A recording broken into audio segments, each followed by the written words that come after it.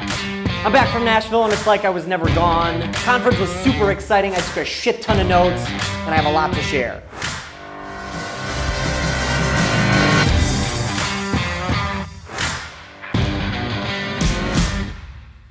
I'm Stephen Taylor. This is WeeklyST. We are at LeadingIT and we're giving you a real behind the scenes look at a growing Chicagoland IT support company.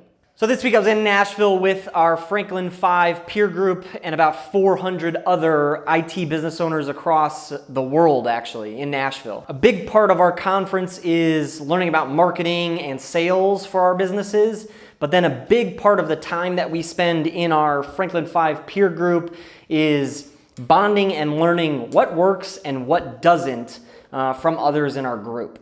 So 5 years ago, the 5 of us got put together in a group, and since then, we've gelled tremendously. And the biggest value, while we're on a call every week, kind of holding each other accountable, we share what works, and we all go do that, and we share what doesn't, and then the rest of us avoid that. As business owners, we can sometimes find ourselves slacking or missing the mark. And again, we need a group to hold us accountable and hold us kind of to the fire. Our group actually imposes fines on each other. So if you don't show up for our weekly call, it's $100. If you don't show up in Nashville for our quarterly meeting, it's a $500 fine. So again, kind of holding the group accountable on a weekly and those quarterly basis in hey, what are your goals? How are you going to get there? And what are the things that you need to do to move that forward? We're all there to kind of keep each other accountable to those goals. Our group was just totally put together by the bigger group, right? So we happened to get into the same group. And while at the beginning there was probably 8 or 9, 10 of us maybe, and we whittled it down, or some of them kind of self-selected. And the biggest thing for us, it was about the gel, right? This group of 5, now 6 guys, we really had a gel, and we were all kind of on a same mindset path. We shared some of the same values in just looking to drive the businesses forward. And as we had looked this morning, I think for the sake of it, we've tripled since we've been in that group in our size and stature. Well, I can't attribute all of that to the group necessarily, but it's the things that you're learning in conference from different speakers and different business people, and then in and of our own group, just kind of holding each other accountable. That has led to some super good things. I mean, there's lessons that I learned before I had to learn them as a lesson or a failure or an issue because something else taught and said, hey, don't do this. It's a dangerous place to be. Do this instead. And then that's helped us avoid some of those pitfalls that probably other businesses hit. A bigger part of the group is, it's not just famous speakers like Damon John or the rest of the Shark Tank crew. It's even us. So some of us will go up and stand before the bigger group. Andy from our group this week spoke on a marketing effort that they've had great success with. And because of that, they were actually the Golden Cone winner. So they took home $1,000, able to share back with the group. So sometimes it's not about what you get, it's about what you give. All the while back at the office, the team was onboarding our new client. We signed another new client deal and began the process of onboarding them as well. We continue to hire. We were giving out job offers last week, as well as the community took part in a paintball adventure this weekend. So one of the biggest things I've done in my routine is a planner. A little bit weird for the technical guy to, not just pull out the iPhone and say, I've got an app for this, but there's something about putting pen to paper. This is a quarterly or a 12-week journal, so planning out your quarter.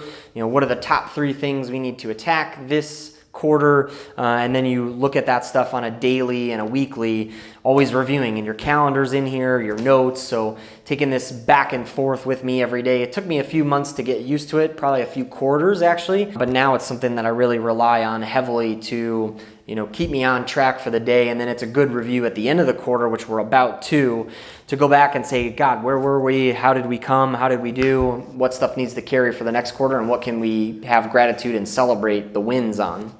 So probably the highlight of the Nashville trip was we got to hear from Damon John, wildly successful entrepreneur, started hustling in New York as a kid, making FUBU, which became a few billion-dollar business, and now some of the other things that he's up to. He gave a interesting presentation. It was a music video with a DJ. It had video from his childhood, and really was the story of his life and how he got to where he was today. It was exciting, and he's a funny guy to listen to. And one of the most surprising things in all the fame and all the fortune and all of that lifestyle that most of us are drawn to and most of us understand as success, he came back and said, you know what, I've realized it's more about giving back, my family, and balance, more so than anything else. So he's up to quite a few things in business, you know, in the success that we all know, love, but he's also doing good things and giving back, speaking to young entrepreneurs or entrepreneurs at large to help them continue their grind and their hustle,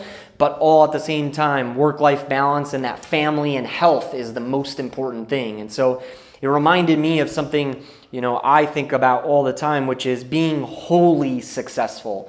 WHOLLY. It's not just about business. It's not just about money and financial. It's about all the different facets in your life, you know, relationships, social, giving back, and, you know, what are the things that you're going to do to be truly fulfilled, not just I made $1 million. And so that may mean that we're not the most successful IT business in the world, but I'm okay with that, right? I believe it's in creating a team and uplifting other people, uplifting the community, and truly helping our clients with technology so that their business and their people become better. So as always in technology, there are new impending threats where if you don't have a partner or somebody who's watching this stuff for you, you're susceptible to having issues. And it's not just, you know, a piece of malware or adware or something malicious on your system. There are serious implications if you're losing money, money's being swindled out of the employees, or data is being lost and extracted from your network. One of the speakers came up and did a presentation where live,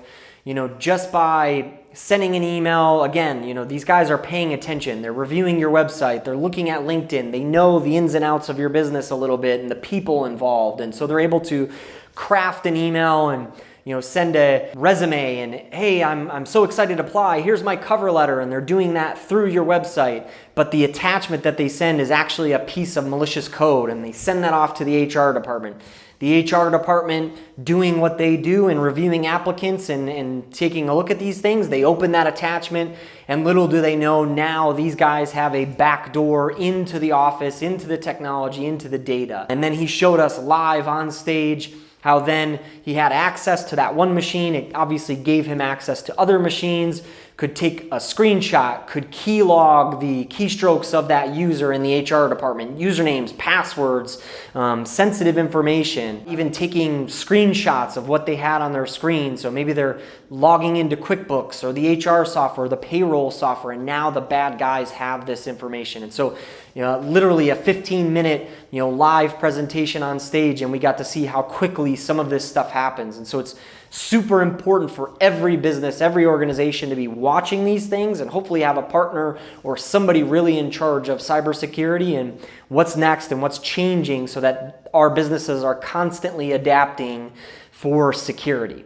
So what does success look like to you? Please leave a comment anywhere you're seeing this video, or even send me an email or a US Post Office postcard. Follow my smiling face on all the socials for more WeeklyST.